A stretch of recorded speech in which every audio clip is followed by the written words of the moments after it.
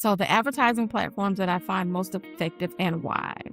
So this is a really great question because guess what? There is no one that's most effective.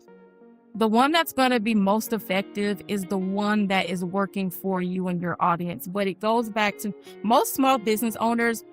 They think about advertising and marketing in just a certain type of way. A lot of people automatically think word of mouth, and most people will say that word of mouth is the best. And they say that because number one, it's free. It's not costing you anything.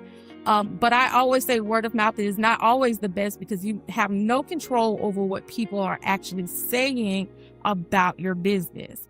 So a lot of people will say that that one's the best. Right now in 2026, most people will probably say digital is the best. Social media is the best. However, I always want to challenge people because for years, there was traditional advertising. There was no social media.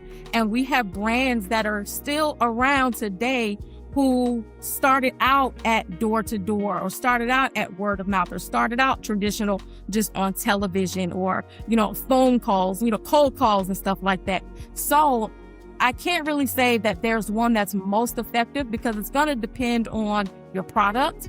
It's going to depend on your audience, which is the biggest thing that it's going to depend on, really, where your audience is, where they live, where you're going to be able to effectively communicate with them.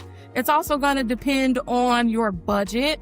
When it comes to the budget, because if you have a budget for radio, if you have a budget for TV, and if that's effective and that's where your target audience is, then that's where you want to go. If you do not have a budget for that, social media might be where you need to be if that's where your audience is.